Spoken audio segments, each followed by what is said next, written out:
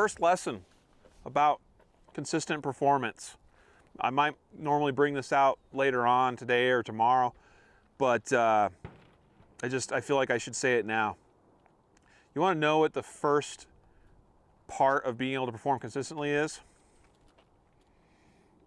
Knowing what your limits are, and then absolutely being able to stay within those limits. Because if this is 100%, you're 100%, and you're constantly pushing right there at that 100% or beyond it, what do you think is going to happen? Inconsistent performance. I had to deal with this very, very personally because as I was getting into USPSA competitive shooting area championships, I went to the national championship my very first full year in USPSA because for me, the reason why it was important for me to go to nationals was I want to see where I stack up against the absolute best in the sport. That was the only place I felt like I could go and then like actually get a valid metric that said I performed at X percentage of Marksmanship, the champion that year, or 2 years ago, JJ Rakaza, or last year, Niels Jonasson, a local, okay? Now, fortunately, all 3 years I've competed at nationals, I have improved. Last year, a lot more. First, between year 1 and year 2 was like 2-3% improvement. From 2 years ago to last year was about an 8% improvement, which kind of blew me away. But part of the reason why that was able to happen was because of consistency. One of the things I figured out in the last year was a lot better what my limits were, and then a lot better, I figured out a mental strategy of how to make sure I stayed within it. Because I'm the type of person that has no problem with pushing limits. I have no problem. Like the first time I got in a car, got my license, I was exploring limits very, very quickly. Literally. Let's see how fast I can do this, okay? So I have no problem pushing those limits, and I have no problem learning from failure, which is one of the secrets I think is to getting better at anything in life is to fail so that you can improve upon that and build upon it, okay? So if you're afraid of failure, that's something you need to start embracing more.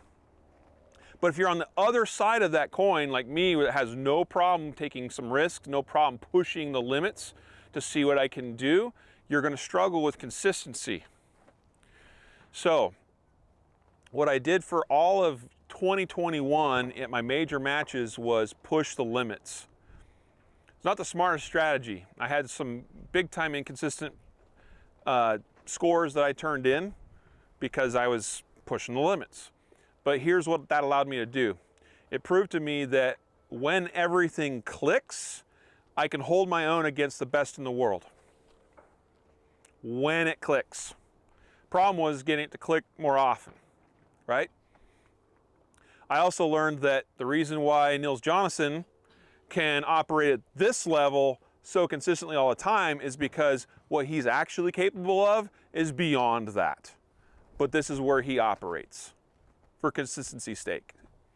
So what I also learned is that I still have to push beyond what I can currently do if I want to get closer and closer to his level. But what I learned is that this is my level. My 100% is probably pretty close to what he does consistently.